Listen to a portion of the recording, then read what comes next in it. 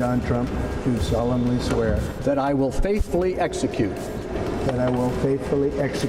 the office of President of the United States the office of President of the United States. and will, to the best of my ability, The moment the world has been waiting for has finally come. Donald J. Trump has been sworn in as the 47th President of the United States of America.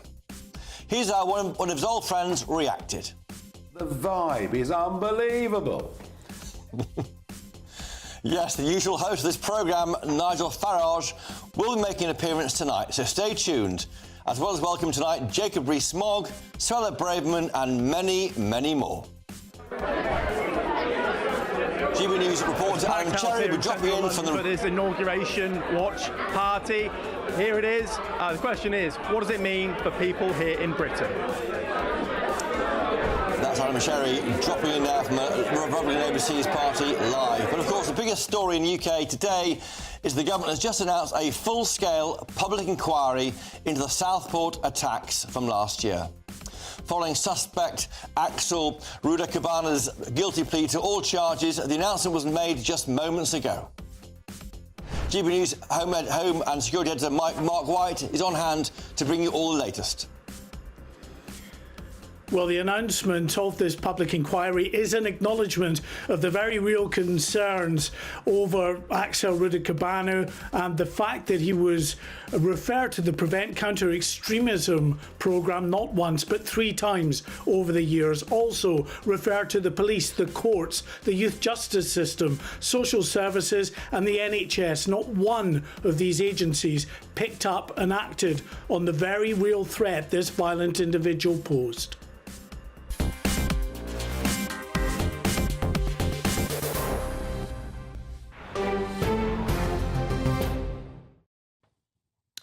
Welcome back to this 2-hour special of Farage with me, Christopher Hope, and we can bring you some breaking news. Moments ago, the government announced a statement announcing a public inquiry into the Southport attack following Axel Rudakabana's guilty plea to all the charges against him earlier today. The Home Secretary, Yvette Cooper, said this: "We need more independent answers on both Prevent and all the other agencies that came into contact with this extremely violent teenager, as well as answers on how he came to be so dangerous, including through a public inquiry that can get to the truth about what happened and what needs to change. This horrendous attack will leave a lasting impact on our country. We will all remember Alice, Baby and Elsie, and we'll always stand with the families and the community who are living with the pain of their loss. In our efforts to answer the questions that remain about this case, the need to see justice done for the families and the victims will remain at the forefront of our minds." Well, we can now speak with GB News Home and Security Editor Mark White. Mark. Christopher, good evening to you. This government, of course, so reluctant to launch a public inquiry into the child rape gangs, know that on this occasion, with regard to Axel Rudakabana and his history of violent behaviour, there was no getting out of a public inquiry, an independent inquiry, as announced by Home Secretary Yvette Cooper this afternoon. And that is why the government will now set forth the terms of that independent inquiry, probably in the next few days.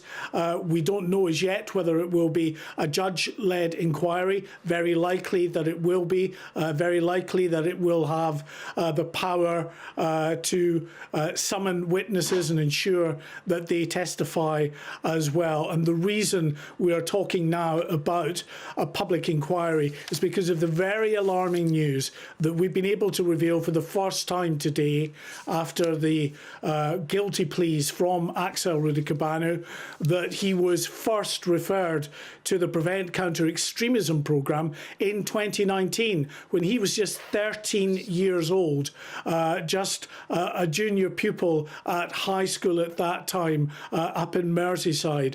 He was referred to that programme because of his violent views, threats he made. He was seen carrying a knife into school, and there was real concern that he was planning some kind of school massacre. He was referred again to Prevent twice at the age of 14 in 2021.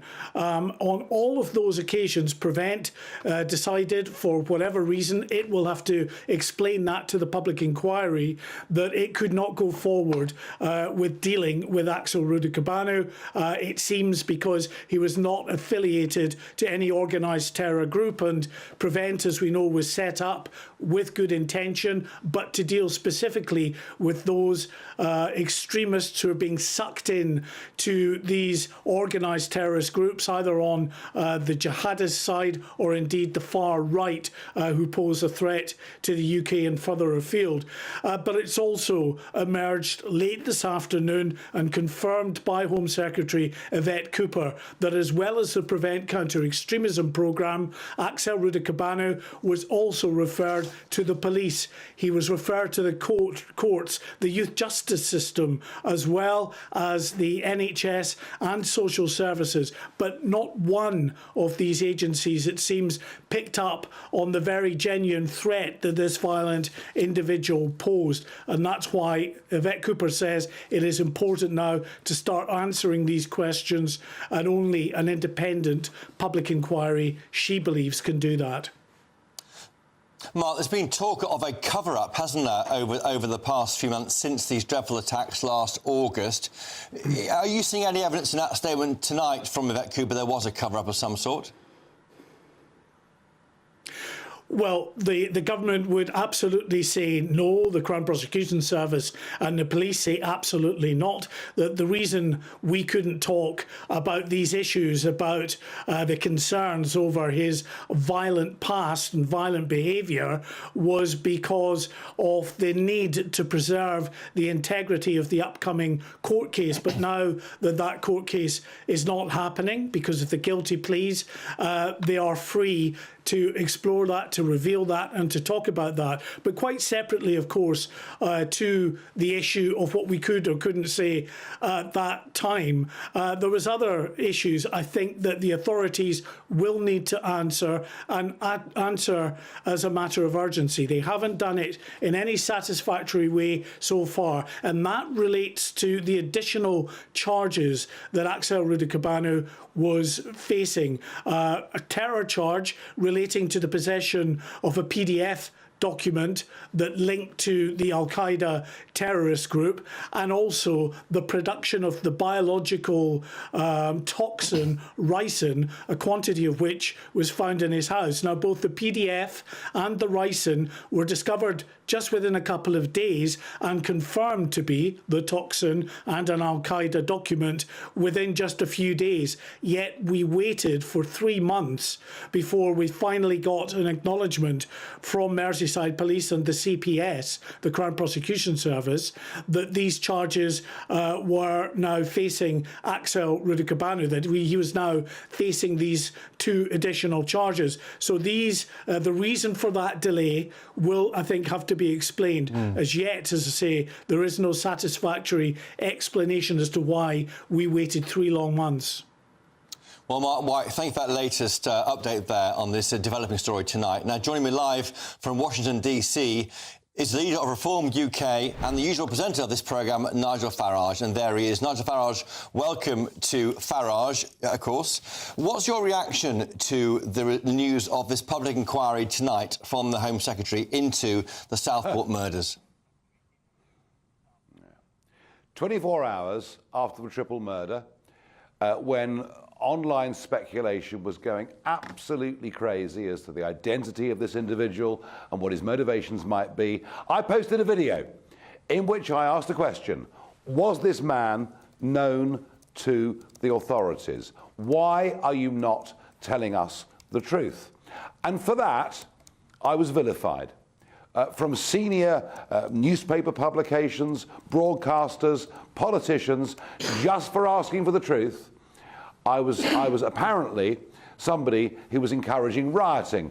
The opposite was the case. The British public can deal with the truth. It's when there's a vacuum that you get a difficult situation. Lord Carlisle, who actually wrote most of the terrorist legislation in our country, said, government, stop hiding behind this contempt of court case. When we saw the London Bridge attacks a few years ago, we knew within an hour that one of the people involved in it was known to the authorities. So what happened here was the Liverpool police covered up the truth. The Home Secretary covered up the truth. The Prime Minister covered up the truth. And we were told in the House of Commons we weren't even allowed to ask a question about this man's identity. Almost as if parliamentary privilege had been stripped away. Go on. But just very briefly, weren't they trying to protect the legal process by doing that? They wanted to make sure they got to a point where they could then put all out for court to hear. No. And this is the point that Lord Carlisle made. Knowing the truth about the identity of who has committed this is not the same as discussing the details of the accusations. Very, very different things. And in the past, we've always had this information. That vacuum led to those riots. And what happens? We get the Prime Minister, the Home Secretary, screaming at the far right, daring not to admit to the public that actually this is a terrorist, motivated, he's watching extreme jihadi videos, and we've been denied the truth. And now the truth comes out, and what happens? Now we're told we're going to have a public inquiry. So please don't say anything in case you prejudice the public inquiry. The Home Secretary, the Prime Minister, Liverpool police are trying to run away from this, and it's just not good enough. This is the most appalling cover-up I think I've ever seen. OK. Nigel Farage, I must go to why you are where you are in Washington, D.C., of course. Where you watched the inauguration, were you in the room? Were you in the rotunda? Where were you? No, didn't make the cut, sadly. I mean, I had a good seat, but no, I mean, look, frankly, most of the people in the room were Congress members, Senate members, a few heads of state. So no, I watched it here. I have to say, a very uplifting speech. It's a pity it didn't happen outside, but the weather here is absolutely evil. But what a contrast. All I can tell you is the levels of optimism here, economic optimism, national optimism, the contrast that it marks with the UK is quite extraordinary. We're just watching footage there while you're on speaking to us, Nigel Farage, of a signing ceremony involving the new President, Donald Trump. You can see there's some people there walking. I think he's talking in the background there, the new President. Have you spoken to him recently? Have you been you've been over there? Have you talked to him and wished him well? Has he mentioned his relations with Keir Starmer, for example? Well, look, I think the truth of it is that the British government has had a reprieve. I think had they signed off the surrender of the sovereignty of the Chagos Islands before the inauguration, I think there would have been no way back, no possible way back for this Labour government. But all I can tell you is over the last few days, talking to incoming cabinet members and others, that there is consternation about Lord Mandelson and what his relationship with the European Union might continue to be, an absolute outrage that the London Labour Mayor, Sir Sadiq Khan, on the eve of inauguration, says that Trump basically marks a return to fascism. This government are getting off to the worst possible start, and it was quite amusing to see today's newspapers, the spin from Starmer, we're negotiating a free trade deal. At the moment, relations between the two, sadly, are icy cold. I saw Boris Johnson in there in Rotunda. Is he now the person who Trump speaks to more than you? No, he's a former Prime Minister of the nation, and he's an occasional friend of Donald Trump's. He supports Donald Trump when he's going up, and he doesn't support Donald Trump when he's going down. And I've supported him consistently now for almost a decade. I know you've offered to help, haven't you, informally, the government through Keir Starmer when you met him in the chamber. I think we saw that on footage. Has he taken up your offer? Are you helping out with any kind of oiling the wheels as the unofficial Trump whisperer for the UK? No, look, I've said both publicly and privately to senior Labour figures, if they want some help, if I can do that and help build bridges, I will. And as I say, I think had the Chagos deal gone through, that would have been impossible. But that hasn't happened, thank goodness. If they want me to help, I would, but I'm not sure they'll call on me. I think their mindset's completely different. And the opportunity we have with an Anglophile president coming in is just enormous. Can we grab it? Can we hitch ourselves to just a little bit of the optimism that is here in America today? I hope we can, but I somehow rather doubt it. And so far, the government here hasn't asked you to help at all. Is that right? That's right. That's right. Yeah, that's right. I mean, it's entirely up to them. It's entirely up to them. But there's a huge prize here. Yeah, we saw Elon Musk there, but behind the president. Have you patched up your differences with him like you planned to? Yeah, I've been chatting with Elon over the last couple of days. There's no problem there. OK. Look, Nigel Farage, thank you for joining us from a freezing cold Washington. We do appreciate it, and we'll see you soon. Now, thank you thank you there, Nigel Farage. After the break, I'll be speaking to the former Home Secretary, Suella Braverman. Stay tuned.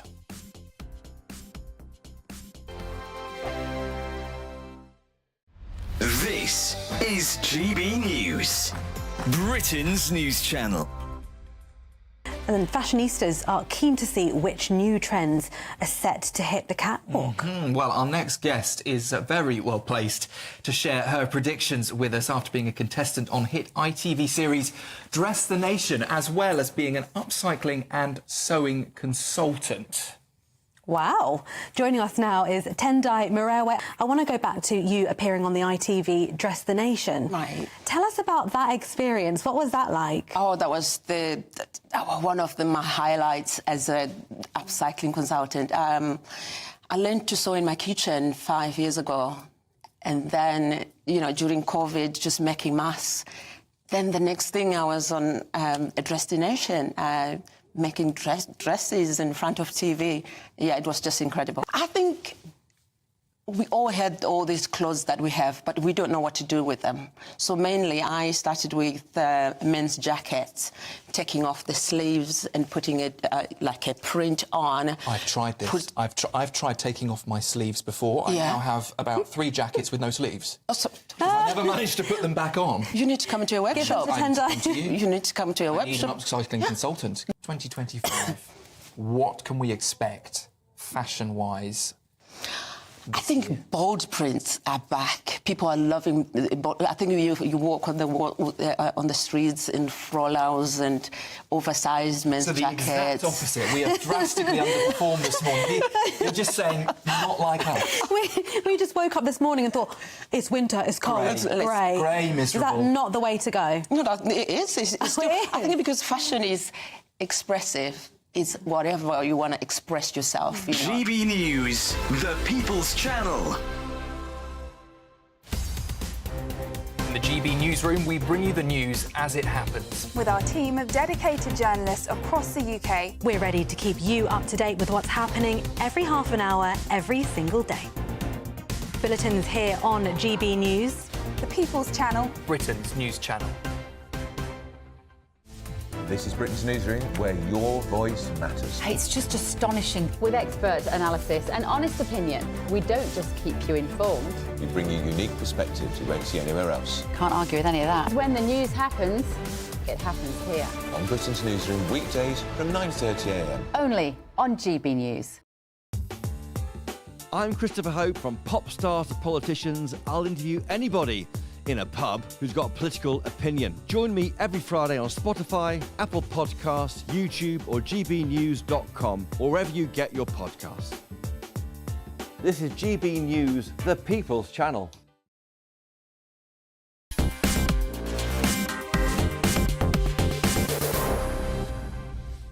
Welcome back to tonight's 2-hour Farage special with me, Christopher Hope. Now, Donald J. Trump has been sworn in officially as the 47th President of the United States. Here's a reminder. All illegal entry will immediately be halted, and we will begin the process of returning millions and millions of criminal aliens back to the places from which they came. I will also end the government policy of trying to socially engineer race and gender into every aspect of public and private life. We will forge a society that is colorblind and merit-based. The inflation crisis was caused by massive overspending and escalating energy prices, and that is why today I will also declare a national energy emergency. We will drill, baby, drill. As of today, it will henceforth be the official policy of the United States government that there are only two genders. There we are. The entire world watched today as the president was sworn in at the Capitol building in Washington, D.C. Donald Trump is expected to hit the ground running on day one of his presidency, with reports suggesting he has as many as 100 planned executive orders already in place. Joining me now live from Washington, D.C. is a former Conservative Home Secretary, Suella Braverman. Suella Braverman, welcome to Farage. Great to see you. Good to see you, Christopher. Where did you watch the inauguration? Well, I was very grateful to have been formally invited by Speaker Johnson to the inauguration ceremony. But as you know, the logistics changed at the last minute and they had to dramatically reduce the numbers. So again, I was very grateful to have an invitation from Heritage Foundation, the preeminent centre-right think tank here in DC, and we watched it a few blocks away. You obviously had a lot of people over there like yourself drinking the Trump Kool-Aid. Do you worry, though, when he says he's putting America first again, that could be bad news for the UK? He's not our leader, he's their leader. Our leader's Keir Starmer. There could be a problem here with tariffs on British goods. Is that not a worry about this new leader in America?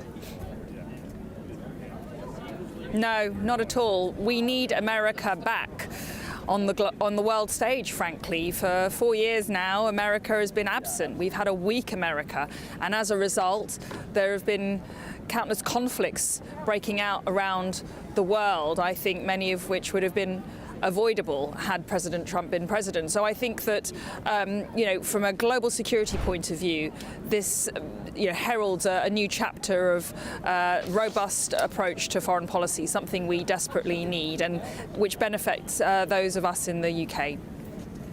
We're looking at footage there on our screens, I think, of Donald Trump arriving, or his team arriving, for one of the presidential banquets. I was there in 2017. Let me tell you, it was not as glamorous as this. It was in an underground car park covered in drapes, one of the Liberty or Freedom balls that I went to. So it's a bit different now. Are you going to any of the dinners tonight, Suella Braverman? Yes, I'm looking forward to attending the Liberty Ball, and I think President Trump will be there as well for some time. But listen, I've been really blown away by the atmosphere of optimism and positivity here in DC. I was at the Victory Rally yesterday, and to hear President Trump and Elon Musk and members of the administration, and it has just been a fantastic atmosphere of positivity and can-do attitude. And the things that President Trump talked about today, a national emergency being declared on the southern border, drill, baby, drill, to deal with the energy emergency, a merit-based society, and a formal policy that there are only two genders, male and female. Goodness, it's what we need in the United Kingdom. Just watching there, J.D. Vance arrived there at the banquet, one of the dinners there, with his wife. It's been an extraordinary time, I think, and it does seem quite optimistic. Dame Karen Pierce, the UK ambassador, was the representative of our government, but no politicians there from our government in the UK. Is that worrying you? It does. I'm very disappointed and concerned that our Labour government has such a bad relationship with this administration. Not only have we got our Foreign Secretary, who's on the record for making ridiculous and vicious personal attacks directed at the President himself, but pretty much half the cabinet voted against a state visit by President Trump last time round. And now we've got, a lot of backtracking and we've got a lot of appeasing. But frankly, if Peter Mandelson becoming the ambassador here in DC will make no difference whatsoever. And the acts of this Labour government have actively harmed the UK national interest. It's very, very concerning, and it's been left to those of us on the right of British politics to salvage what's left of this relationship. I'm going to ask you about the announcement of the public inquiry into the Southport murders by the Home Secretary back in the UK just an hour ago, Suella Braverman. Is that something that the Tory government should worry about? There were 3 missed opportunities under the Prevent programme to stop him. Listen, it's right there's a public inquiry because we need to ask questions, but I think we should also be asking questions of the members of this government, because it does seem that there are serious questions as to whether there has been some kind of attempt by ministers who are in situ now to conceal information that the public should have justifiably known after the incident. I think those questions need to be explored. But this also raises a more profound question about how we deal with radicalisation and extremism in the UK. The Shawcross report was published on our watch. We commissioned that to review the Prevent scheme. I inherited that and I started a lot of the work to improve Prevent. We needed to have a more robust approach to rooting out radicalisation and remedying it. There's been far too much institutional cowardice within our law enforcement and on our front lines to deal robustly with the threat posed by Islamism in our communities, and we need to fix that. It looks like the Prevent programme needs to be restructured. It seems to focus on groups rather than individuals, and maybe that's the problem that when you were Home Secretary and other colleagues of yours in the Tory party of not getting that programme right in the first place, allowing Axel Radicabana to radicalise himself. Yeah, and that's why when I was Home Secretary, I received the report, the concluded report by Sir William Shawcross, and I, grabbed it by the horns, really, and we started implementing a lot of the changes that he recommended. These things obviously take time. I wasn't in office for enough time to see those changes through, but we did start to turn the tanker around to inject much more rigour and transparency into our Prevent system. One of the things that William Shawcross talked about was this institutional cowardice, this institutional fear to deal with Islamism out of a fear of racism. Something that we've been talking about now in another context for several weeks. It's been a real problem here, which can have devastating effects. And so, we need to have more rigour. We need to not equate, what politicians often do. They equate the scale and the impact of Islamist terrorism with far-right extremism. Both are abhorrent and we must tackle them. But if you look at the caseload of MI5, the vast majority of the work of our security services is focused on dealing with Islamist terrorism. By no means can you equate the two in terms of the scale of their prevalence. So, we mustn't keep falsely equating different types of extremism as a fig leaf to hide behind. We need to be really honest, brutally honest, about what's happening in our country and whether our law enforcement services are fit for purpose in dealing with those threats. Well, Suella Braverman from Washington, thank you for joining us tonight. And we're looking there at footage there, live footage from one of the events there with Donald Trump and Melania Trump there. And you see J.D. Vance and his wife are listening to speakers. But thank you for now, Suella Braverman. And back in the studio, I'm joined by GBNews presenter and former Tory Cabinet Minister Sir Jacob Rees-Mogg, and GBNews' senior political commentator Nigel Nelson, and former Reform UK spokesman Gawain Towler. To you first, Sir Jacob Rees-Mogg. It's the right answer, a public inquiry? I mean, that will be uncomfortable for the Labour government as much as the Tory government. Well, this is the Labour government that has just refused a public inquiry on the rape gangs.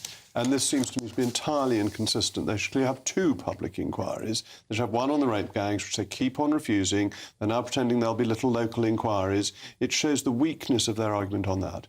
As regards the Southport attack and the Prevent programme, Prevent started looking at me.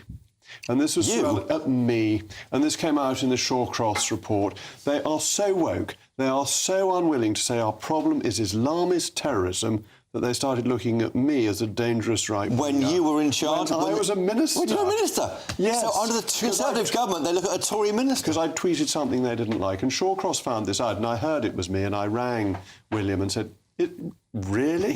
And he said yes, that they didn't do a formal inquiry into me, I'm glad to say, but they had me on a list of... It sounds amusing. It's not funny because this guy wasn't being watched properly. That's right. And the cover-up is disgraceful. If you look at those riots, we've seen the picture of this man who is going to be sentenced shortly, who's admitted these 3 murders. That new photo wasn't released at the time. Wasn't released at the time. If you had been there at the time and you had seen somebody who looks like the devil attacking little children, you would have thought that there was something more than a Welsh choir boy, which was basically what the government was trying to tell us. We discovered not the government, the police, not the government. It's different, isn't it? The Home Secretary. The Home Secretary didn't say anything. OK. And she'd have known. The police didn't say anything. And he had an Al-Qaeda handbook. And Ricin, we should have been told straight away that it was a terrorist incident. And that might have calmed the situation and therefore not had the riots. So I think the inquiry needs to look at the government's responsibility for the riots. Nigel Nelson, was it a cover-up? Jacob Rees-Mogg thinks it is. Yeah, no, it wasn't, Jacob. The whole point was there's a legal process to go through. As far as the identity of this evil young man is concerned, he was 17 at the time, so he could not be named. The judge then later decided that he could be named as he approached his 18th birthday. When it comes down to the charges on Ricin and the Al-Qaeda handbook, had that information been released at the time, you'd have automatically assumed he was a terrorist. What Prevent did, and this is where the public inquiry must look at why Prevent got it wrong, Prevent said he wasn't an Islamist, therefore he wasn't a terrorist. So all these things would have come into a trial had there been one. He had an Al-Qaeda handbook, and he could have been charged with terrorist offences. That's right. And what the CPS said was he had a sustained and sickening interest in death and violence. That would account for the Ricin and the Al-Qaeda handbook. I'm struggling. I'm struggling here. Okay, I know a 13-year-old child who, looking up UKIP back in the day, was reported to. But it's obviously ridiculous. And things of this sort. That is absurd. And yet, this fellow who was literally looking up violent things, he was to the police, to the social work, to NHS, to Prevent 3 times before he was 16. Before he was 16. And then we are presented with this angelic little boy. The police and the government clearly knew far more. They rounded on somebody like my former boss, who'd just been talking, and said he's responsible for the riots for the far right. Graham, you're confusing too many things. No, I'm not. They are using subjudice. They're now.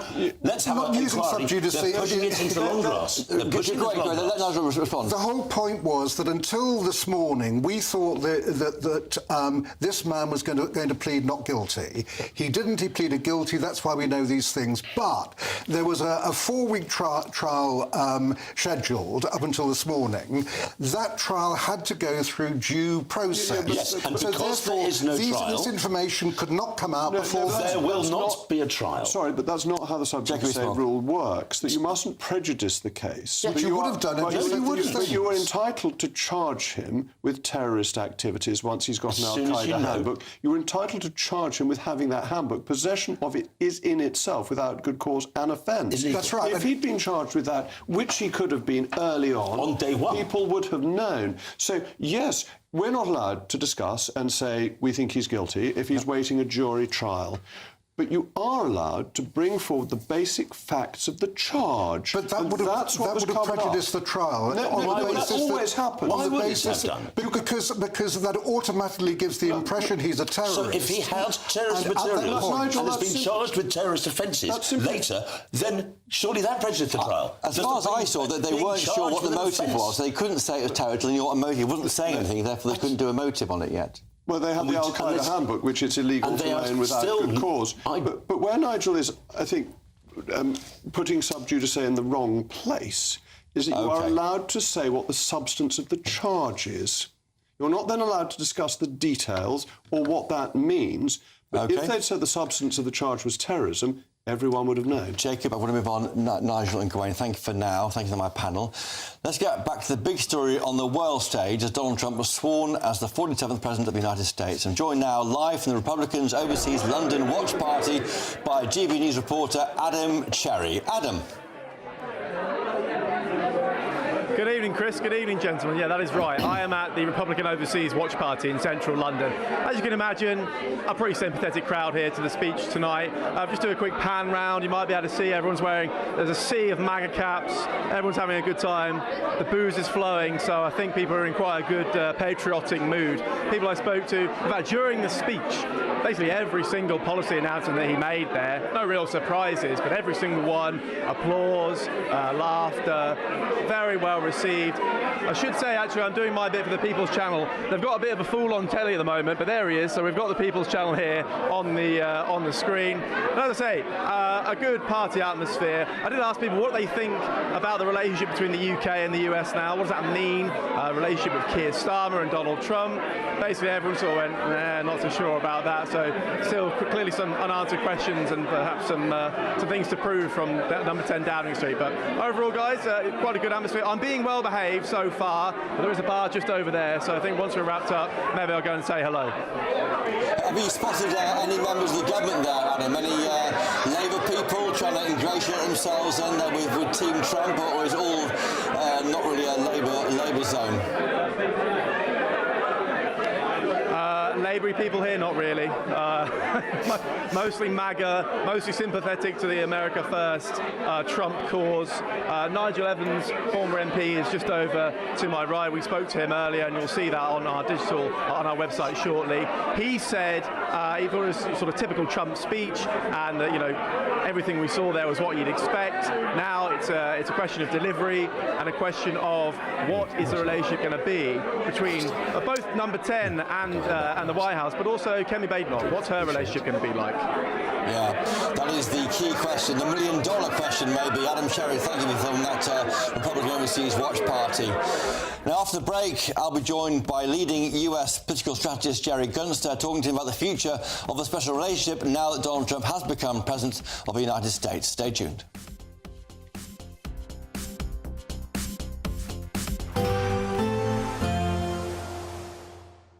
Can't wait to get in that sea. Lovely and warm. Just like the feeling of having great travel insurance. All Clear Travel Insurance sponsors GBNews Travel Destinations Forecast. If you were hoping to escape to the Mediterranean this week for some sunshine, I'm afraid you might be disappointed. It is quite unsettled at the moment. A storm system just off the coast of Iberia is bringing outbreaks of heavy rain for parts of Madeira, the Canary Islands into Portugal and Spain. We've also got the remnants of Storm Gabrielle still lingering around parts of Italy, bringing some heavy showers here, also through the Adriatic as well. These heavy showers could continue over the next few days, but it might turn a touch more settled further west later on. All Clear Travel Insurance sponsors GBNews Travel Destinations Forecast.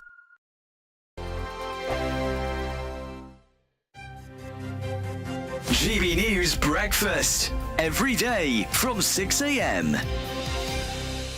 Underestimate what you did, because to do it in their backyard as well, I bet they weren't happy about it, were they, Brad?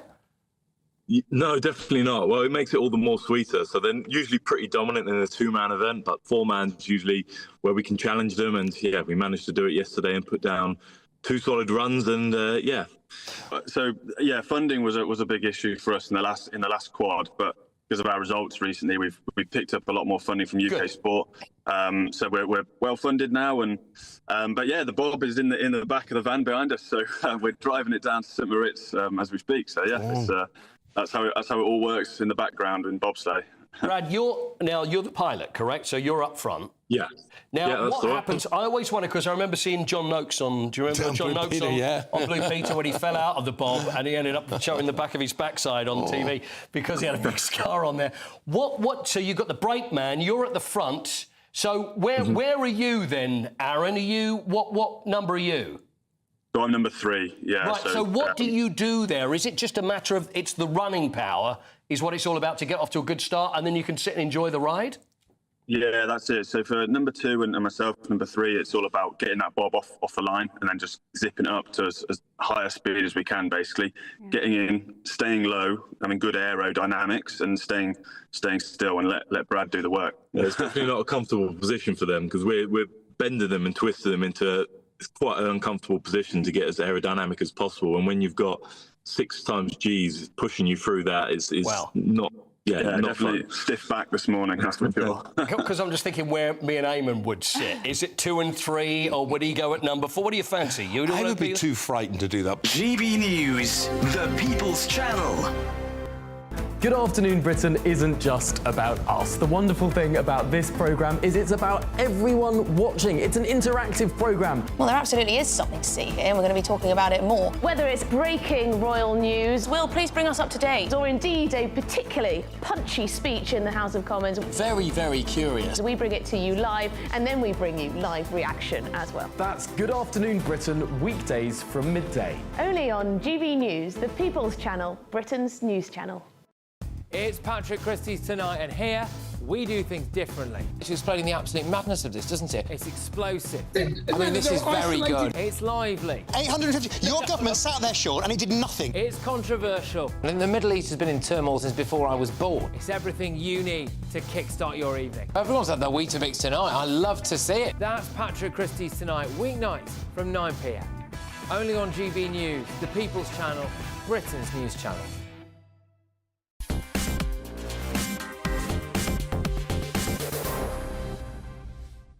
Welcome back to our 2-hour Farage special with me, Christopher Hope. Now, while Nigel Farage and Boris Johnson were there for the inauguration, the PM, Sir Keir Starmer, was not. Instead, the ambassador to the US, Dame Karen Pierce, was the UK government's official representative. There's nothing unusual about this. However, there are serious questions to be asked about the future of the special relationship, including conflicting reports over the past day about whether Donald Trump might block Keir Starmer's nominee as the new UK ambassador, Lord Mandelson, Peter Mandelson. With me now is the political strategist Jerry Gunster, live from Washington, D.C. Jerry, where did you watch the inauguration? Chris, how are you today? Good to see you. Where do you watch the inauguration? I am about 2 blocks right now from the White House, and these kind people at this nice club that I'm a member of have allowed me to set up here and have a conversation with you. But it's been quite a buzz. My day started at about 6 a.m. this morning. I was up on the Capitol Hill. And then I'm now making my way to a couple of post-inauguration viewing parties. Is it a positive for the UK to have Donald Trump there? I mean, he likes the UK, but it appears that members of the government, when they're in opposition, didn't like him much. I'm sorry, Chris, repeat that? I just wondered about the conflict between what the Labour members of the government have said in the past about Donald Trump. Is that going to mitigate against having a kind of pro-UK president in the White House? Yeah, well, I've spent a lot of time here with your colleagues from the UK over the last couple hours, and that question has come up a great deal. I think, Chris, that as you look at the special relationship between the US and the UK, that for the most part, that relationship has transcended the political leaders and the parties. We've seen historically Labour Party, Republicans, obviously, one of the great relationships, Margaret Thatcher and Ronald Reagan. But we've seemed to have been able to figure out a way to get along. I mean, we have to. We're the strongest allies between each other. And I think that what you're seeing is a lot of noise, a lot of bluster. But I think when it's all said and done, conversations are going on behind the scenes between your government and our government. Yeah. And, it'll all eventually settle itself out like it always does. Yeah. Isn't it the case with this president, he can't do another term? Well, currently he can't, unless he changes his constitution. So he's got basically 2 years before he's a lame duck, hasn't he? So essentially there's 2 years of activity from Trump before the world moves on slightly from him. Yeah, that's exactly right. He's got 2 years. There has only been a handful of times in the history of this country where an incumbent president has actually either held the seats or picked up seats in his first term in office. And the balance of power in Congress is 2 or 3 seats. And they've got 2-year terms. And I think you can probably expect to see it flip back over to the Democrats in 2 years. So they've got a lot of work that they've got to do, and they've got to do it very quickly. So hold on to your hats. It's going to be a busy 2-year term, or 2 years for Donald Trump, Jerry. Thank you for joining us today from Washington, D.C. Great to see you. Thank you. Now, I'm joined now by my panel for this hour, GB News presenter and former Cabinet Minister Sir Jacob Rees-Mogg, GB News' senior political commentator Nigel Nelson, and the former Reform UK spokesman Gawain Towler. Nigel Nelson, is the Labour government on the back foot here? If only maybe Boris Johnson was in charge. He's there in a rotunda. He gets on with Trump. Wouldn't he have more of a kind of better connection with this new Yes, probably guy? he would, yeah. But we've got a Labour government. And what we have to see, in fact, is just how grown up the new president is going to be. Just because of things they've said in the past doesn't mean you don't deal with it with the government. We care more about the special relationship in this country than they do in America. When I lived and worked there as a foreign correspondent, I rarely heard it mentioned. So it's something that we go on about an awful lot. But Trump is more confident, more experienced than he was in 2017. And more organised, actually. And more organised. That wasn't there last time. And that's the plus. The minus, obviously, is that he's got a majority in the House, the Senate and the Supreme Court and can do what he likes. But if he's a grown-up, he will deal with our government as our government will deal with him. That's also a plus. The fact he's actually able to do what he's been elected to do. Well, it depends if you like what he's going to do. I suspect the Americans do, because they've just elected him to do it. Yeah, and he doesn't have the constant... Tariffs would not be good for us, obviously, would it? So that depends on how this government deals with that government. Well, and I think what Mr Gunster was saying is actually quite wise. It's a lot of sound of fury. Whether it signifies much, I'm not entirely sure. But I do not think in Trump 1, we had a Conservative government that dropped the ball, partially, and and in Trump 2, we've got a Labour government that doesn't know what a ball looks like. Jacob Rees-Mogg, into cross-party harmony, what would you advise Keir Starmer right now to do? Model himself on Tony Blair. Tony Blair managed to get on with both Bill Clinton and with George Bush Jr. He agreed with one, he disagreed with the other, but I agree with Nigel. We over-agonise about the special relationship. Donald Trump wants to make America great again. He's a deal maker. I want Great Britain, United Kingdom, to be great again. And sometimes our interests will overlap and sometimes they won't. Donald Trump will lose no sleep about the special relationship. He will lose sleep about whether he's drilling, and I wish him every success in that. But we have to recognise, as Nigel was saying, this is not what Americans are fussing about. They're fussing about domestic policy and how they improve the economy, make people's lives better. We're second tier in this. And to that, I think that Starmer's got off on very bad footing. All Lammy's stuff is very bad news. And Trump is going to do what Trump does and not give us that much special treatment, I don't think. Yeah, Nigel Nelson, there's a chance here to get it right, but there's a risk of becoming Trump's poodle if you get too close to him. Well, at the moment, a lot of the language coming out of the government is a bit sort of sucking up to Trump. So it's hugely flattering. I mean, we are going to have disagreements. Okay. Gawain Towler, you agree? There's issues here there's a risk to be getting too tight? There is, but I'm worryingly agreeing. It's about make America great again. Now, lots of what he says could. I better go. If you Nigel, Gawain, Jacob, thank you. Thanks to my panel. In the second half of this Farage special, we'll be continuing our coverage of Trump's inauguration, including the live parade at the Capital One Arena, as well as all the latest updates on Southport attack. But first, here's the weather with Aidan McGibbon.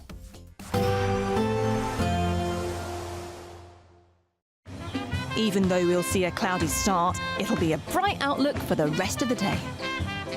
Boxed Solar, sponsors of weather on GB News. Hi there and welcome to the latest update from the Met Office for GB News. We keep mostly cloudy weather during the next 24 hours, with some patchy rain, but where clear spells do occur overnight, there'll be dense fog patches by morning. A cold front has moved south, but it's now slowing down, in fact stalling across central parts of the UK. That leaves behind an area of low cloud through northern England, North Midlands and North Wales. Outbreaks of drizzly rain here. Either side of that, some clear spells overnight, but where we do get prolonged clear spells, those dense fog patches will form. And it will be chilly, temperatures close to freezing, so frost and a few patches of ice here and there, particularly for Scotland and Northern Ireland, where we've got some showers moving through as well as those clear spells on and off. But it's across southern parts of the UK where we're likely to see some dense mist and fog patches first thing. Otherwise, a lot of low cloud and some cloud breaks, so some sunny spells coming through, although for North Wales and Northern England we keep the low cloud, we keep the drizzly rain into the morning and afternoon. Scotland and Northern Ireland, aside from a few pockets of mist, fog and frost, we'll see bright spells and showers across many areas during Tuesday morning and into the afternoon. The showers most prevalent across western and northern Scotland.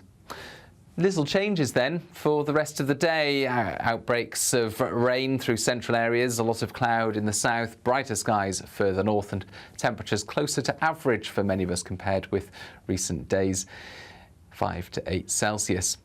On Wednesday, the front across central parts finally clears southeastwards, so outbreaks of rain for a time in the southeast, brighter skies to the north and west, albeit with 1 or 2 showers. And then from Thursday onwards, the weather is about to turn much, much more unsettled. Bye-bye.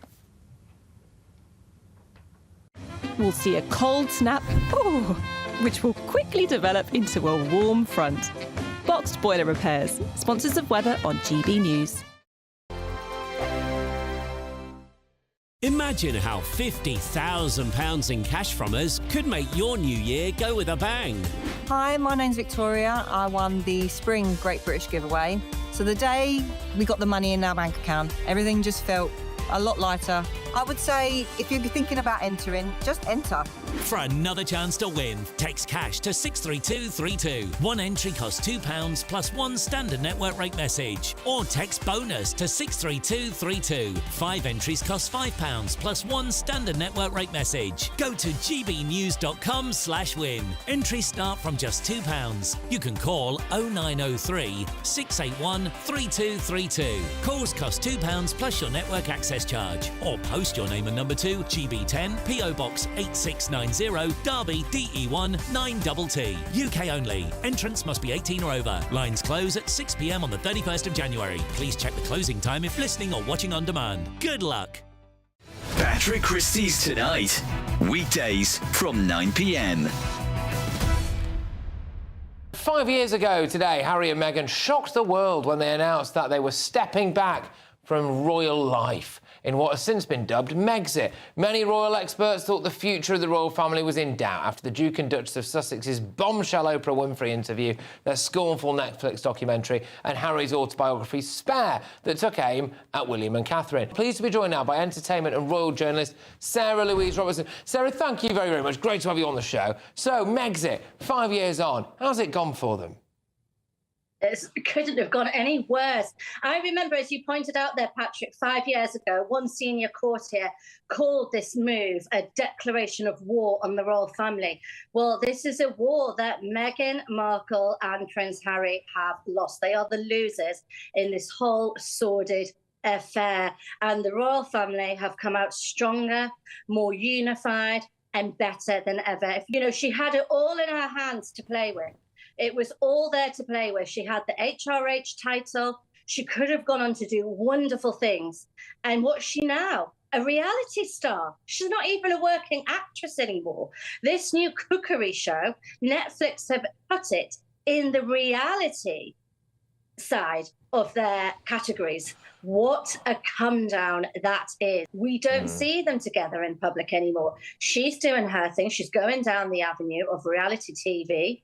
And Harry's trying, I think, to do some of his charity work. I still think that if he held his hands up and some things happened, that maybe the British public would. He'd have to beg his brother. He'd have to beg his brother. The sticking point here is Prince William. Charles, yes, misses his son. I will say that again. He does. GB News, the People's Channel.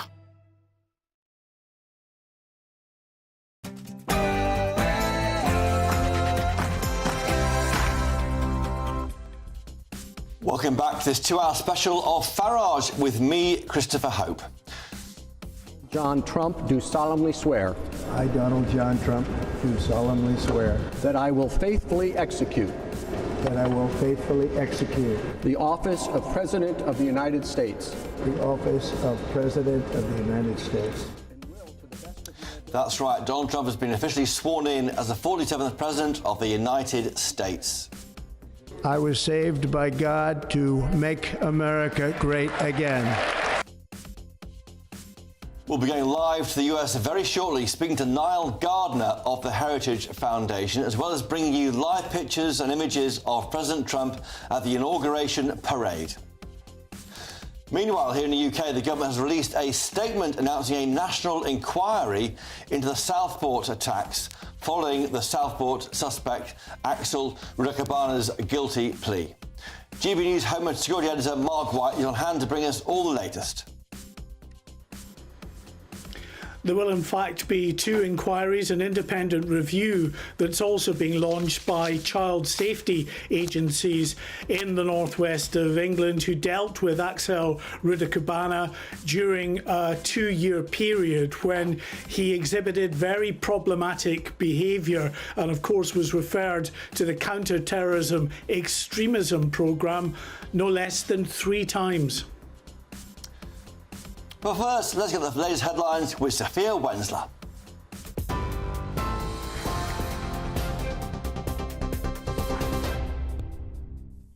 Chris, thank you. Good evening. It's just gone 8 o'clock. These are your headlines from the GB Newsroom.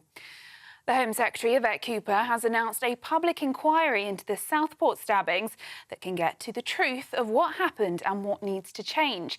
It's after the Prime Minister, Sir Keir Starmer, admitted the state failed the Southport attack victims, and there are grave questions to answer after the government's counter-terror scheme cleared Axel Rudakabana 3 times. It comes as the 18-year-old accused of killing 3 young girls in the stabbing spree has today admitted to the attack on the first day of his trial.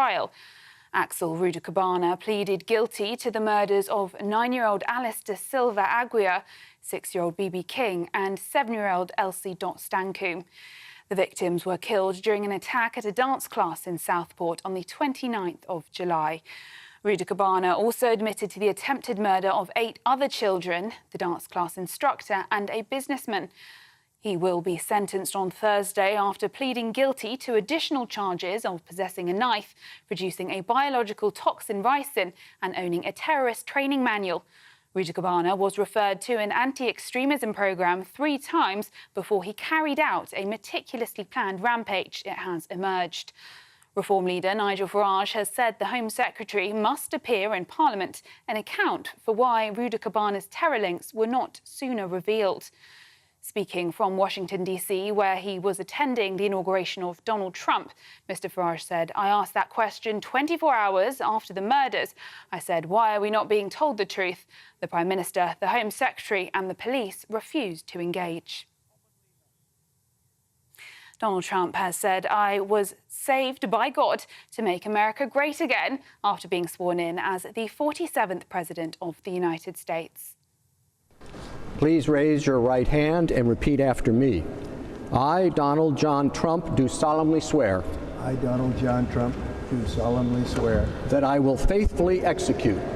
That I will faithfully execute. The office of President of the United States. The office of President of the United States. And will, to the best of my ability.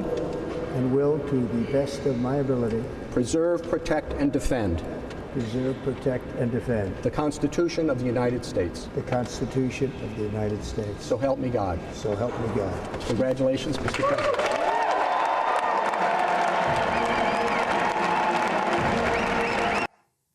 The ceremony in the rotunda of the US Capitol, which was moved indoors for the first time in decades due to the bitter cold, was attended by tech billionaires, cabinet nominees and former presidents. Following the oath of... All illegal entry will immediately be halted, and we will begin the process of returning millions and millions of criminal aliens back to the places from which they came. I will also end the government policy of trying to socially engineer race and gender into every aspect of public and private life. We will forge a society that is colorblind and merit-based.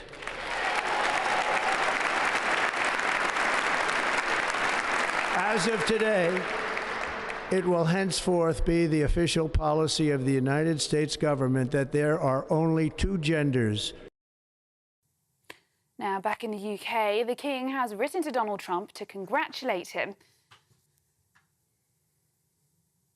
on being sworn into office as US President for a second time, while Sir Keir Starmer has congratulated Trump and said that the so-called special relationship will continue to flourish for years to come, with the Prime Minister set to visit the US within weeks. Now, in other news, the fragile ceasefire in Gaza is ending its second day, with 3 hostages reunited with their families, including British-Israeli Emily Damari. Her mother, Mandy, says her daughter is the happiest girl in the world after 15 months in captivity came to an end, and described their reunion as the hug she dreamed of. She says Emily is recovering better than expected, but needs time to heal. In an emotional plea, Mandy urged the world not to forget about 94 hostages still waiting to come home. And members of the House of Lords are calling on Sir Keir Starmer to urgently reform what they describe as the financially unstable health benefit system. They say benefit assessments are too lenient and urgently need face-to-face checks. Spending on disability and incapacity benefits has risen by over 40% since 2013, now costing £65 billion more than the defence budget. Peers claim tougher reforms could save £10 billion by returning 400,000 people on sickness benefits to work. Those are the latest GB News headlines. More in an hour. For the very latest GB News direct to your smartphone, sign up to News Alerts by scanning the QR code or go to gbnews.com/alerts.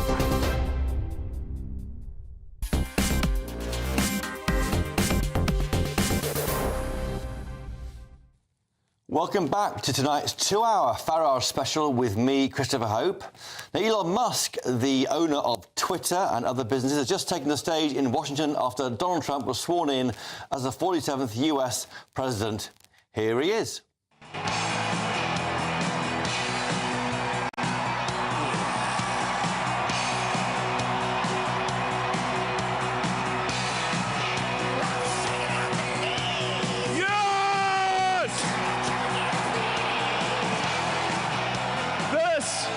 This is what victory feels like. Yeah! And this was no ordinary victory. This was a fork in the road of human civilization. Okay. You know, there are elections that come and go. Some elections are, you know, important, some are not. But this one this one really mattered. And I just want to say thank you for making it happen. Thank you.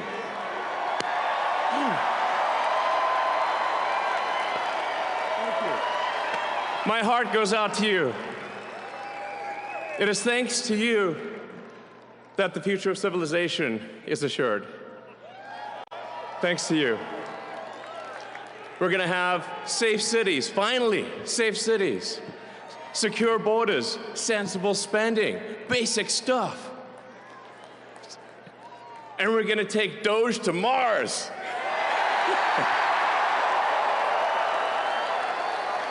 I mean, can you imagine how awesome it will be to have American astronauts plant the flag on another planet for the first time?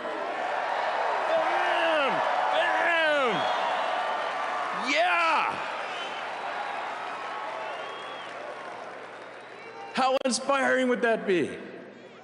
You know, there's always problems in life. You know, there's this problem, solve that problem. But you know, there need to be things that inspire you. There need to be things that make you glad to wake up in the morning and say, I'm looking forward to the future. Yeah. And I love you guys.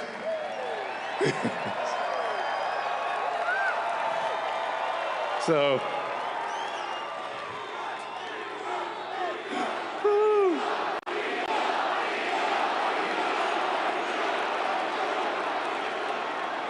And let me tell you, I'm going to work my ass off for you guys. So, I really will. I really will. So, and yeah, but I'm super fired up for the future. It's going to be very exciting. As the president said, we're going to have a golden age. It's going to be fantastic. And one of the fundamental things, one of the most American values that I love is optimism. And this feeling like we're gonna make the future good. We're gonna make it good. So, man, I can't wait. This is gonna be fantastic. So thank you again, and yeah, I'm just so excited about the future. Thank you guys. Thank you.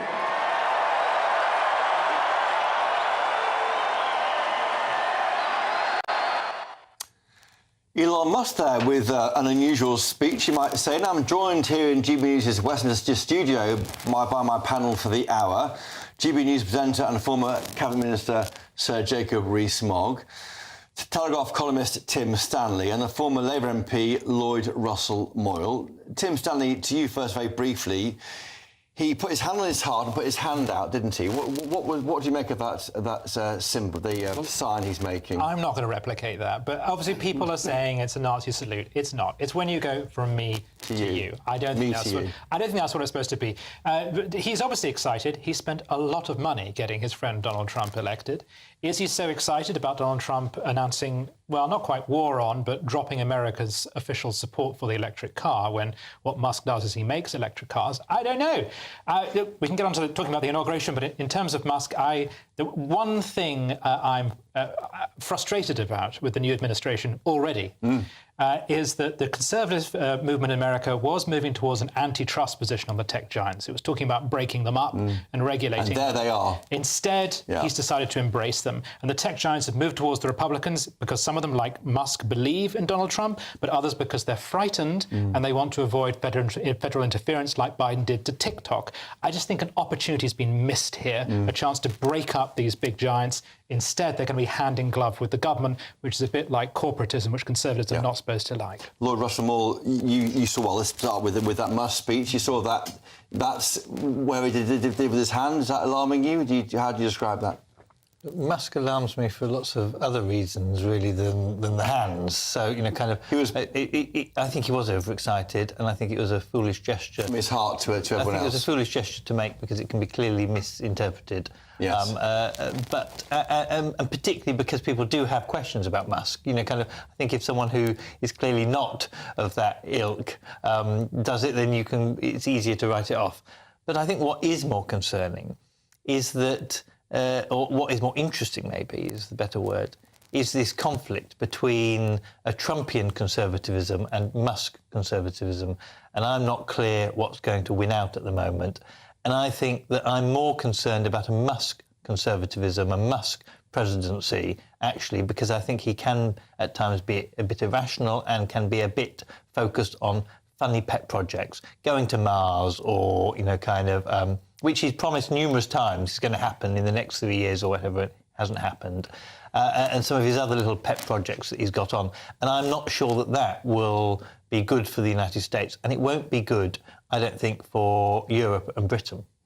Jacob Rees-Mogg, your response to that Elon Musk speech you saw there? Well, I think it's fair to say a lot of people are more elaborate with their hand gestures when speaking than I am, more emotional, perhaps. Yes. And he is an American, and Americans are broadly more emotional. Yes, it was innocent sign. I think it was innocent. Fine. But it's very exciting. It really is exciting. There's so much we can learn. Drill, baby, drill.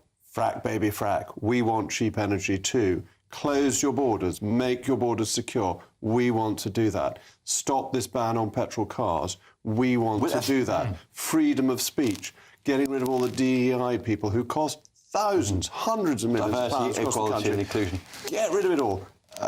It's wonderful. This is what we should be doing. It is such an opportunity for this country, if only we had a decent government. But the Conservative Party didn't do any of that and doesn't want to do any of that. We didn't have a mandate. He's got a mandate to do this. Jacob Rees-Mogg, Tim Stanley, Lloyd Russell-Moyle, thank you for now.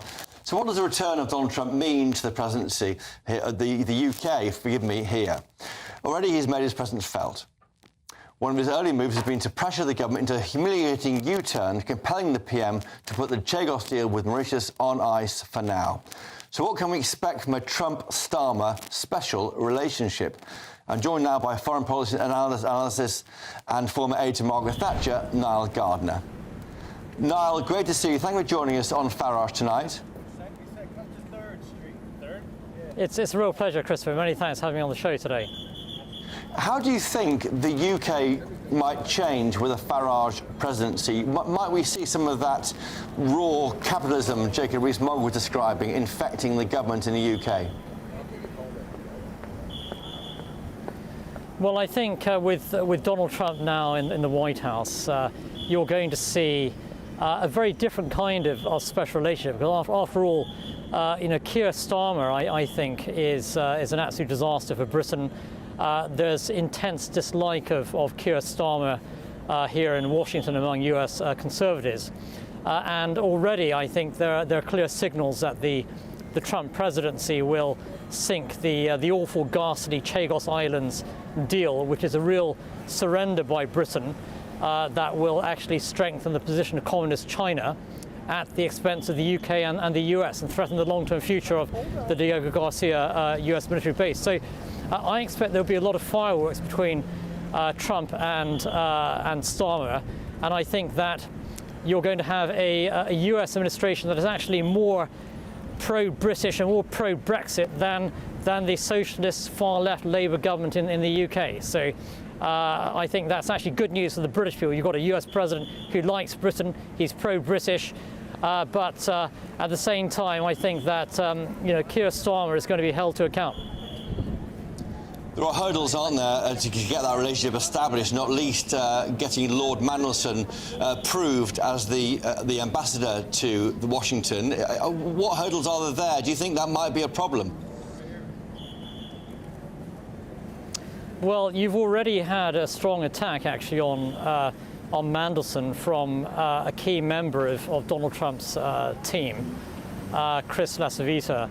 And I expect there will probably be many more. So we'll have to see what happens on that particular front. It's going to be, I think, a controversial appointment here in the United States with a new British ambassador. So we'll just have to see what happens on that. But you can be sure, I think the Trump administration is going to be very outspoken in terms of how it deals with the UK, how it deals with European allies.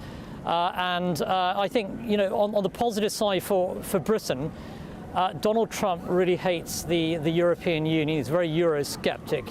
He doesn't like the European Commission. And plus you've got Elon Musk, who's practically declared war on the EU as well. And so this should be a time when the UK is able to actually benefit from a US administration that is actually pro-British. And believes in the special relationship and is very Eurosceptic. But at the same time, you've got, frankly, an awful British Prime Minister, Keir Starmer, who does everything he can to undermine Britain on the world stage. So it's an extraordinary situation here. And it's unfortunate that we do not have, at this time, a Conservative Prime Minister who can work closely with Donald Trump and advance a strong transatlantic agenda that's going to benefit both the US and the UK on the international stage. So, but Trump will, he'll have to deal with Keir Starmer, who I think most US conservatives view as absolutely awful, frankly.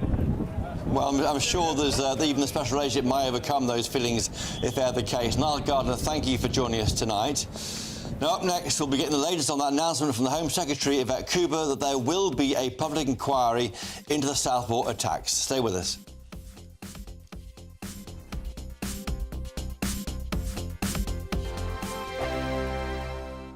Headliners on GB News 11 p.m. every night. It's got 3 top comedians going through the next day's newspapers so you don't have to read them, which is great. That's a good point. He's lying. Maybe he's not lying. That's Headliners every night from 11 p.m. and 5 a.m. as well on GB News, Britain's news channel.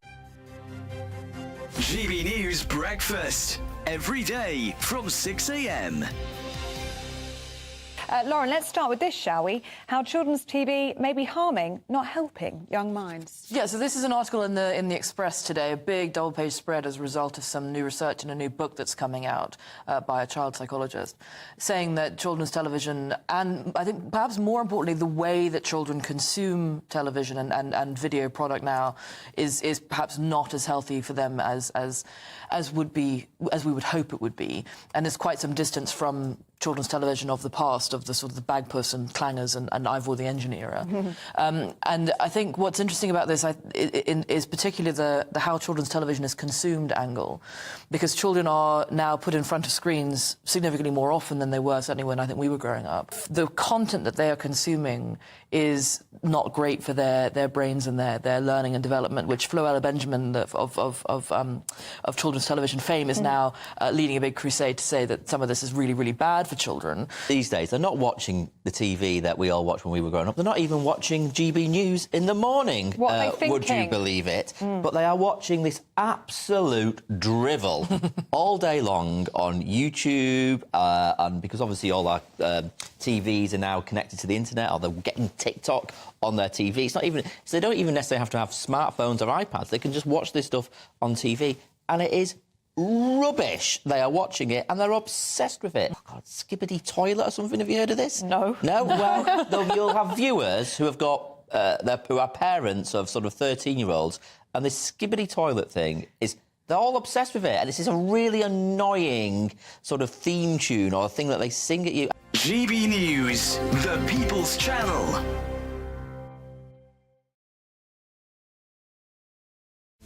This is Britain's Newsroom, where your voice matters. It's just astonishing. With expert analysis and honest opinion, we don't just keep you informed. We bring you unique perspectives you won't see anywhere else. Can't argue with any of that. When the news happens, it happens here. On Britain's Newsroom, weekdays from 9:30 a.m. Only on GB News.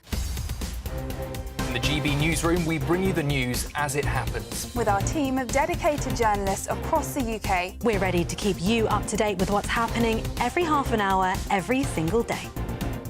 Bulletins here on GB News, the People's Channel, Britain's news channel.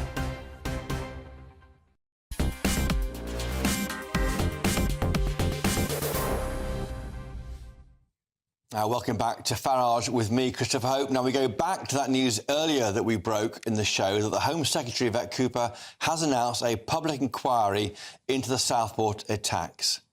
It comes after Axel Rudakabana pleaded guilty to killing Bebe King, 6, Elsie Stankham, aged 7, and Alice Da Silva Aguar, aged 9, at a Taylor Swift-themed dance class in Southport last August. Cooper said their families needed answers, she said, about what happened leading up to the attack. Well, we can now speak with GB News' Home and Security Editor, Mark White, for the latest. Mark. Christopher, good evening. It's clear now that this was, to say the very least, a very troubled and violent individual who came to the attention of multiple agencies over a number of years before carrying out that attack in Southport on the 31st of July last year. Yet, despite being referred to the Prevent Counter-Extremism programme on 3 occasions, despite being referred to the police, the courts, the youth justice system, safeguarding panels, social services, the NHS, none of these agencies, it seems, picked up on any of the threat that this clearly very violent young man posed before, of course, going on to carry out that attack just a few years later in 2024. And that's why Yvette Cooper has now decided that she is launching a public inquiry, the terms of which we'll find out more about tomorrow. probably a judge-led inquiry with the power to compel witnesses to testify. In addition to that, there will be a separate inquiry, a review of safeguarding procedures by the various agencies who came into contact with Axel Rudikabana over those few years. But as I say, some very troubling detail that's coming out now. There is more detail potentially to come out. We've had a statement from the Crown Prosecution Service, who I think, to be honest, are just compounding the suspicion that authorities are deliberately withholding information by suggesting that they can't now release the other information on the background of this individual because it would prejudge what the trial judge is going to pass sentence-wise on Thursday. Well, that, to be frank, is a nonsense. There's a long-standing legal norm that you can't prejudice a judge, and all we'd be hearing about is the exact same information that the judge would be reviewing.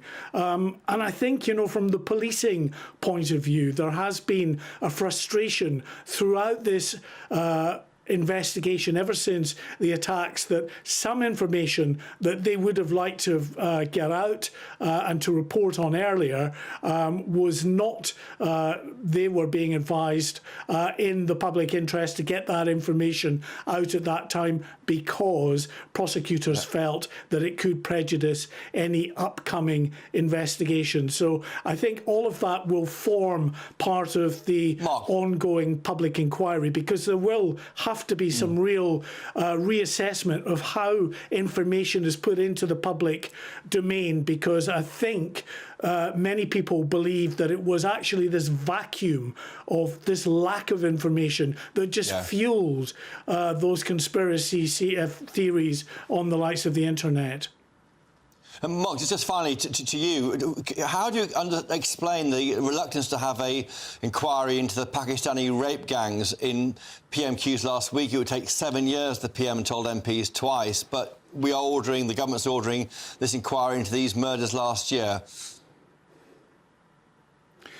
Well, that is a very good question, and that is definitely a question that I expect you to be asking the Prime Minister, and I'll try to do the same of the Home Secretary, to get some idea on their thinking. Why can they say that a public inquiry into Axel Rudikabana is in the public interest, yet the rape gangs is not? It's beyond me.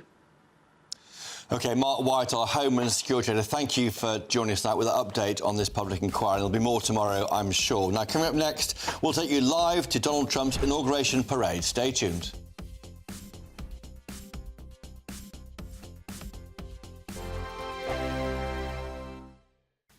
Hi there and welcome to the latest update from the Met Office for GB News. We keep mostly cloudy weather during the next 24 hours, with some patchy rain, but where clear spells do occur overnight, there'll be dense fog patches by morning. A cold front has moved south, but it's now slowing down, in fact stalling across central parts of the UK. That leaves behind an area of low cloud through northern England, North Midlands and North Wales. Outbreaks of drizzly rain here. Either side of that, some clear spells overnight, but where we do get prolonged clear spells, those dense fog patches will form. And it will be chilly, temperatures close to freezing, so frost and a few patches of ice here and there, particularly for Scotland and Northern Ireland, where we've got some showers moving through as well as those clear spells on and off. But it's across southern parts of the UK where we're likely to see some dense mist and fog patches first thing. Otherwise, a lot of low cloud and some cloud breaks, so some sunny spells coming through, although for North Wales and Northern England we keep the low cloud, we keep the drizzly rain into the morning and afternoon. Scotland and Northern Ireland, aside from a few pockets of mist, fog and frost, we'll see bright spells and showers across many areas during Tuesday morning and into the afternoon. The showers most prevalent across western and northern Scotland. Little changes then for the rest of the day. Outbreaks of rain through central areas, a lot of cloud in the south, brighter skies further north and temperatures closer to average for many of us compared with recent days, 5 to 8 Celsius. On Wednesday, the front across central parts finally clears southeastwards, so outbreaks of rain for a time in the southeast, brighter skies to the north and west, albeit with 1 or 2 showers. And then, from Thursday onwards, the weather is about to turn much, much more unsettled. Bye-bye. Join me, Camilla Tominey, for a frank and honest discussion with those in power that cuts through the spin and gets to the heart of the issues shaping our nation.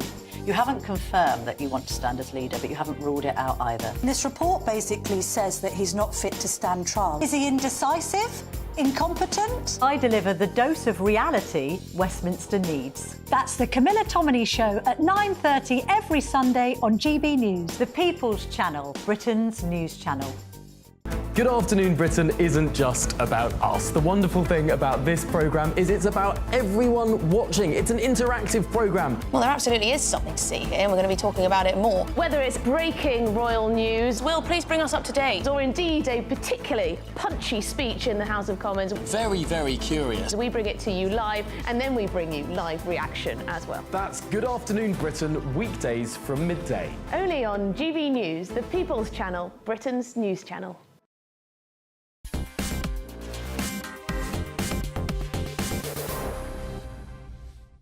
Welcome back to Farage. We now go live to Donald Trump's inauguration parade being held inside in the Capitol today due to the freezing temperatures continuing to grip Washington, D.C. You can see there images there of the Capital One Arena. We may be seeing some speeches shortly, but while we're watching those images, let's go back to our panel here for the hour. GB News presenter and former Cabinet Minister Sir Jacob Rees-Mogg, GB News' and also my colleague Tim Stanley from The Telegraph, formerly, of course, and Lloyd Russell-Moyle, former Labour or MP. Lloyd Russell-Moyle, how do you feel about Donald Trump becoming president again? Is it causing a meltdown for the left, or are you content about it?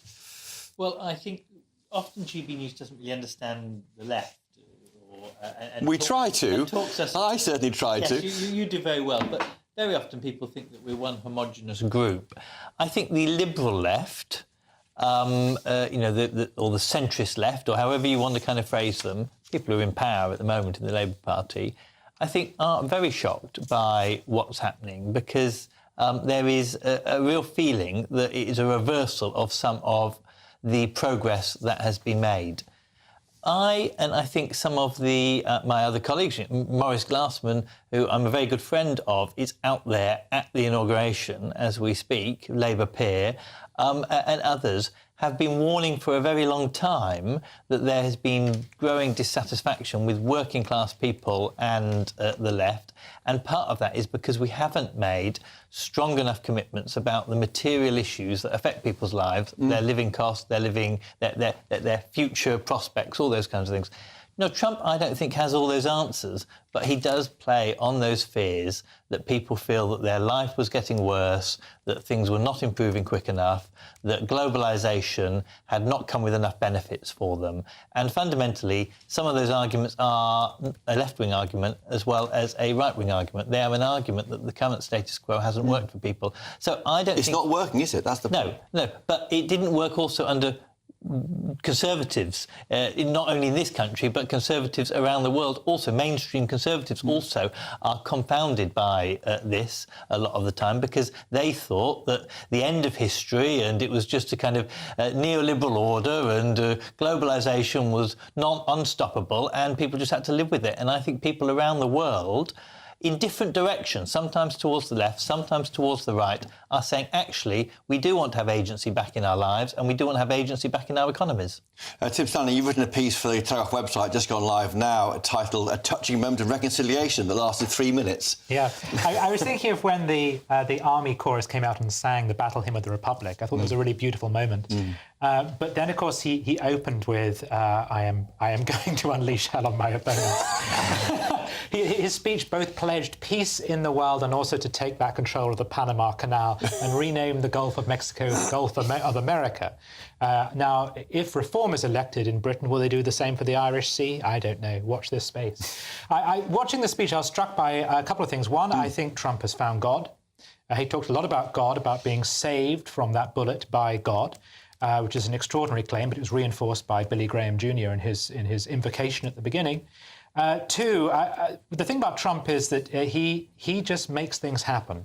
We're so in the West, we're so bound up by our sense of what is possible and what's not possible. And Trump just comes out and says, "There's too much immigration. I'll send the military. Don't like this. We don't like this net zero thing. We'll just drill, baby, drill." So there's this great sense of movement and possibility. But the other thing that's quite fascinating about Trump is there's total lack of solemnity. Solemnity makes you a prisoner of consensus. Because if you go to something like an inauguration, normally there's the sense of I have to say this list of things, and they're all about being nice to the other side, and they're about ticking off certain shibboleths that I've got to mention. Trump just comes out and says, I hate X, I love Y, and I'm going to do B.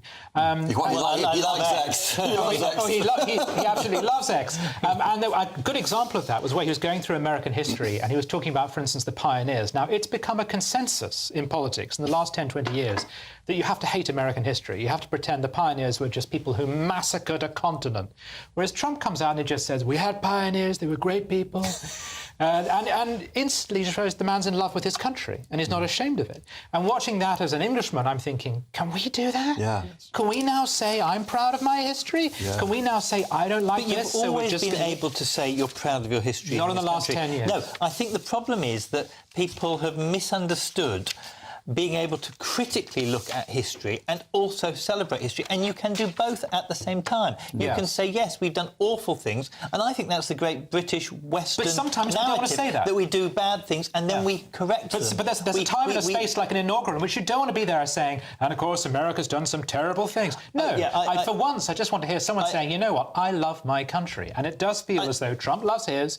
Where are the politicians in this country who actually are in love with their country? I think you share that passion. You're right. That's about nation building. How do you build a nation? And you've got to build a nation around an idea.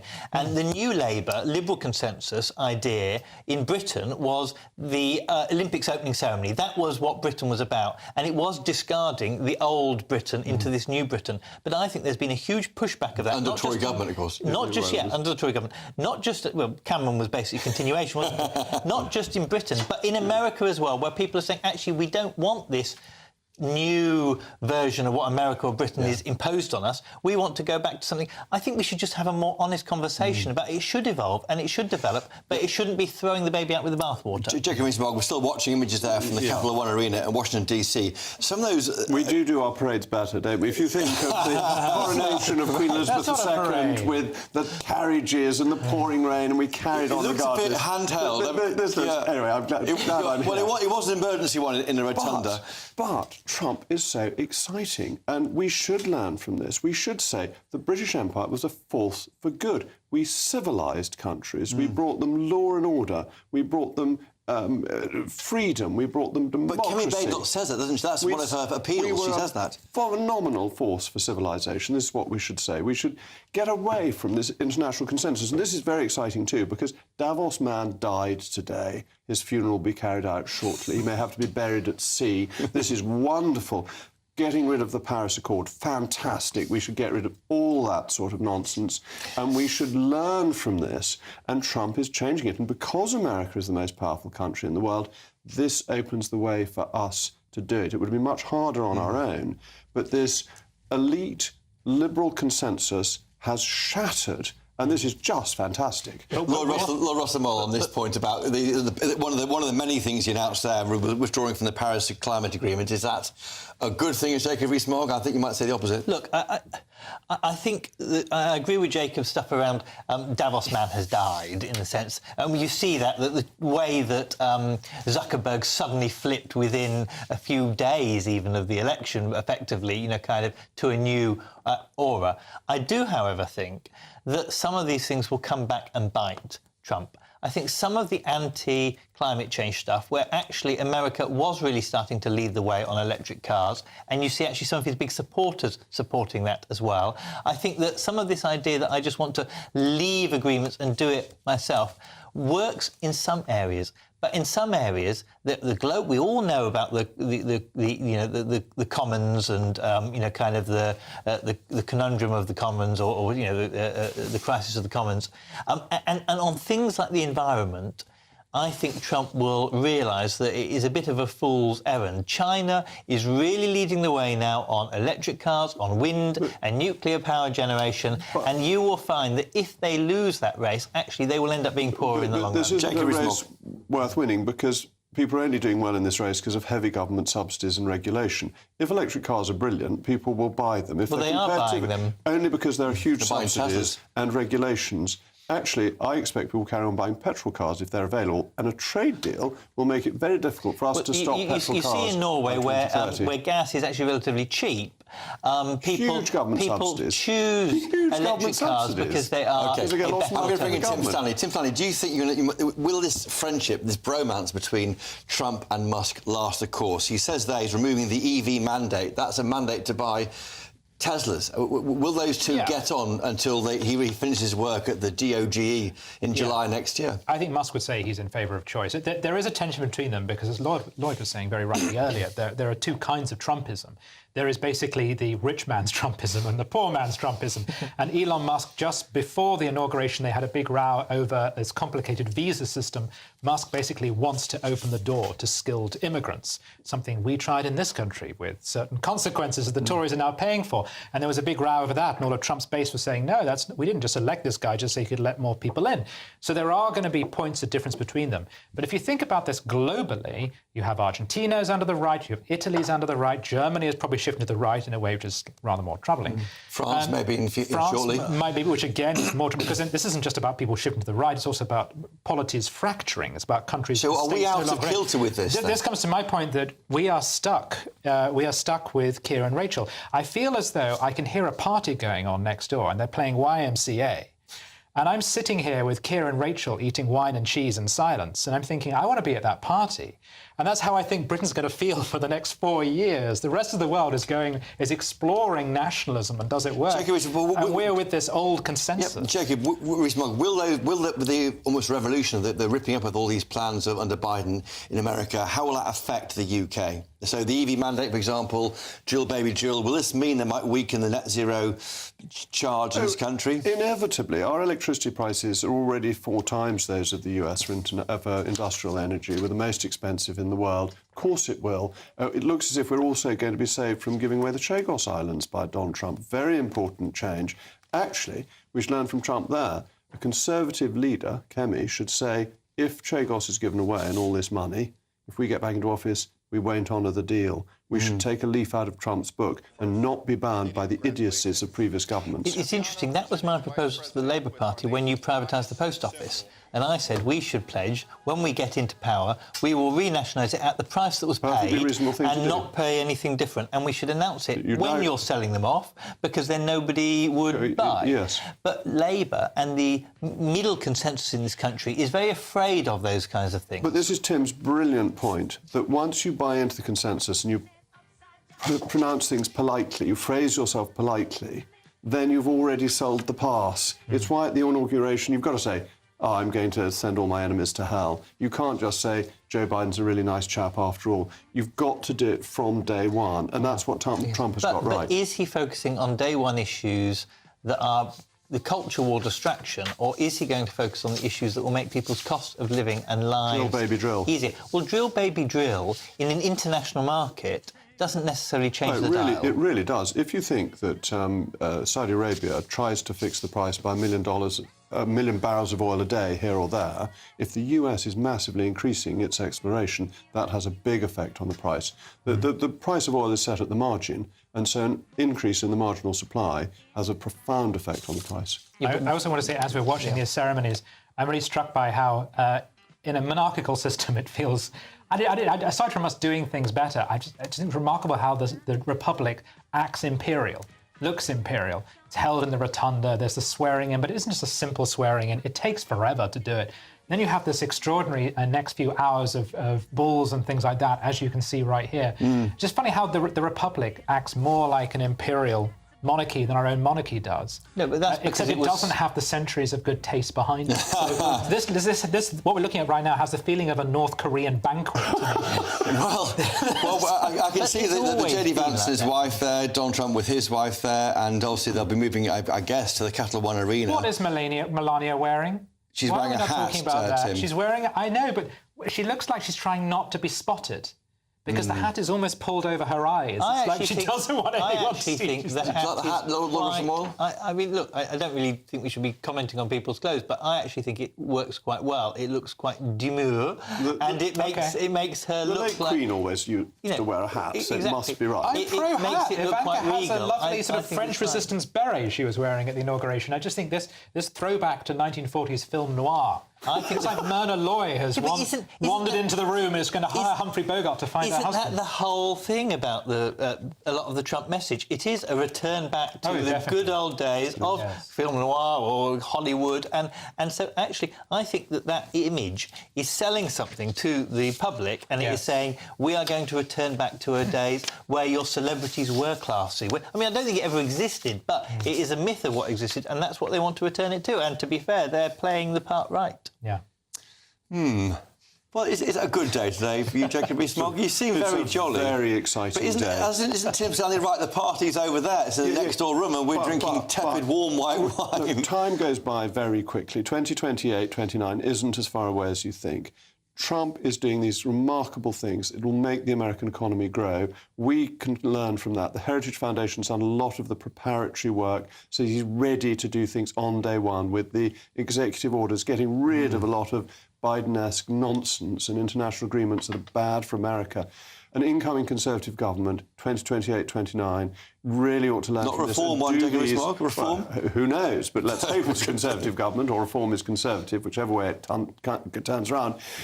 But this is a huge opportunity, and the Conservatives must learn from this and be ready. That's the other key Trump thing, which he's learned from last time. So much is happening straight away. He's not going to lose a day in office before getting on with these reforms that he hasn't got time, reinvigorate free markets, capitalism, freedom, anti-woke stuff. There are only two sexes in the United States. You're male or female. There are only two sexes in the United Kingdom, male or female, but there are some nutty people Is woke who think dead after that speech today now? It is in America, and where America leads, other people follow, and I think it's dying here. Look, I think Rachel, over the last week, has had some relatively good news. The economy isn't as bad as everyone said it was going to be. Inflation is not as bad as everyone said it would be.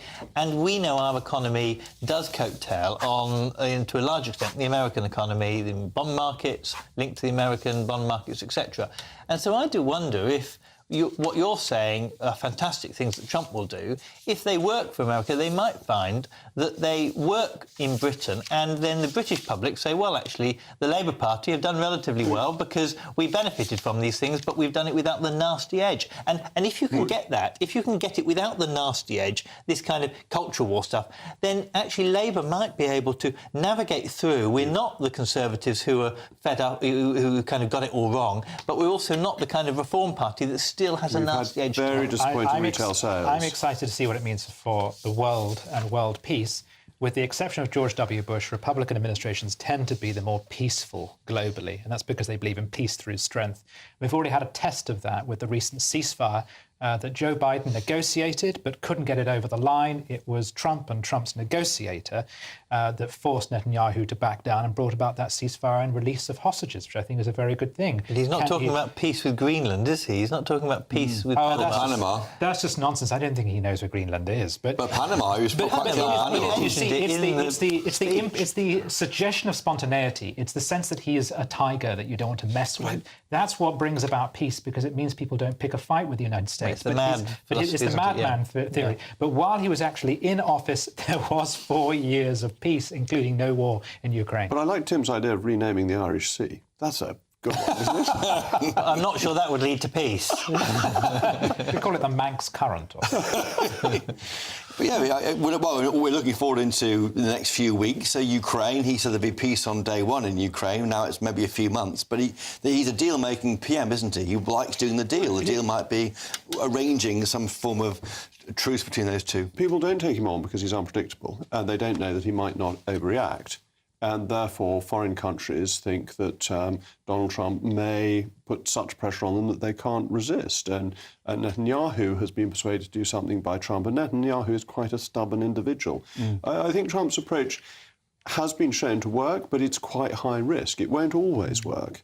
It's when it doesn't work, where the fallout will be. Will the fallout be domestically, or will it be us that gets it in the flag?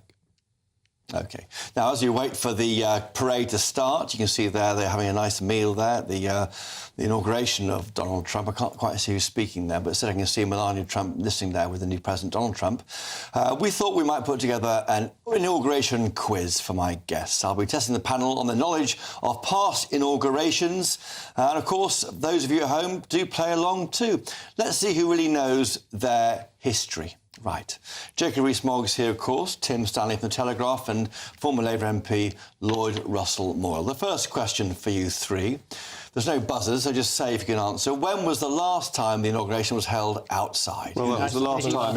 It must surely mean inside, because this is the question's the wrong way around. Inside, yes. Is it 84? But 84 was very cold. 85 it would have been. 85. Ronald Reagan, of course, January 85. Next question here. Which president said, the only thing you have to fear is fear itself? FDR, yes. And during his inauguration address? 1933. It was indeed Franklin D. Roosevelt in 1933. I have a PhD in American history, so if I can't answer these... Lloyd, you've got to get one right. Well, I'm not going to be good at any of these then. OK, here we go. Question 3. The 20th Amendment to the Constitution ratified after FDR's election removed the inauguration date to January from which month, Lloyd? Well, December? No. March. Was it? I didn't know that. No, right, March. You get to a second point there, Jacob Rees-Mogg. It was March, so 2 for Jacob, 1 for Tim and 0 for Lloyd. I'm backing Lloyd to get this next one right. Which president caught pneumonia and died 31 days after giving his inaugural address? There's some options here for you. Zachary Taylor, Warren Harding, William Henry Harrison or Franklin Delano Roosevelt. He made a 4-hour speech, caught pneumonia and died. Well, the answer is indeed A, William Henry Harrison. Hence it being indoors and that's why it's indoors this time. I think they're very worried. It was really cold. And that was March. I mean, that was a March inauguration. It reached of -1 degrees Celsius. Just quickly carrying on. Which president was photographed at the inauguration with a future assassin? Lloyd, come on, this one for you. Must be the only one, the most famous one assassinated, surely. Well, photographed with the assassin? Yes, with the assassin. Kennedy? No, it was John Wilkes Booth, yes, who was with Lincoln, of course, photographed attending Lincoln's second inauguration. And just finally, the last question here. In what city was the first inauguration ceremony held? Philadelphia. No, Jacob Rees-Mogg? Was it not Washington? No, it wasn't Boston. It's New York. No, it was New York City, the Federal Hall. All right, I'm going to ask you a question. In which presidential inauguration did they try and kill the pigeons and the march took place with a lot of dead birds on the roadside? I've no idea which one. Nixon's. Goodness me. Nixon's. Now, before we go to the weather, quickly, the weather, Jacob Rees-Mogg. The weather is absolutely marvellous in Somerset. Perfect weather thanks to Donald Trump. It's his gift to Somerset for his inauguration. OK, thank you to my panel, Lloyd Russell-Moyle, to Tim and to Jacob. Up next is Patrick. Patrick, what's your show this evening? Well, absolutely loads. I mean, Trump is back, isn't he? But I compare his message of optimism and positivity to what we've got here under Keir Starmer. Huge questions for Starmer and Cooper as well, when they were saying everyone who felt there might have been some kind of cover-up in relation to Axel Rudy-Cabana was potentially a dangerous far-right racist. Well, actually, was there now a cover-up? And will we ever get to the bottom of it? Do they have questions to answer? If an information vacuum fueled the summer disorder, were they responsible for that vacuum? In other news as well, we will be closing the fundraiser to the Maggie Oliver Foundation as well. You can go to gofundme.com/Stop Grooming Gangs to help Maggie and her team there give all the sad victims there all the support and love that they deserve. We've raised 330 grand so far, so hopefully we can get that to 350. But I've got all that coming your way and much, much more, Christopher. So, yes, we're going to be taking you stateside as well. We won't be missing a second of Trump's victory parade. Well, thank you, Patrick. That's great. And how would you be spending tonight, you three? Will you be watching more Trumpian news from the States? I shall be watching GB News. Of course you will. Having some biscuits and cheese for my supper. Yes. And Tim, you're celebrating?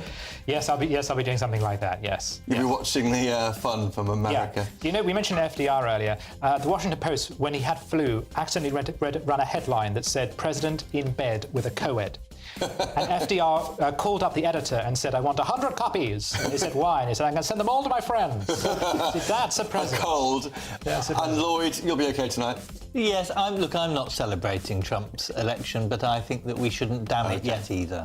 Sounds great. Well, thank you to my panel tonight, Lloyd Russell-Moyle, Tim Stanley, of course, and just Sir Jacob Rees-Mogg. Thank you for watching at home. Up next, to weather. You've heard Summer Says Weather. Here's Aidan McGivern with National Weather.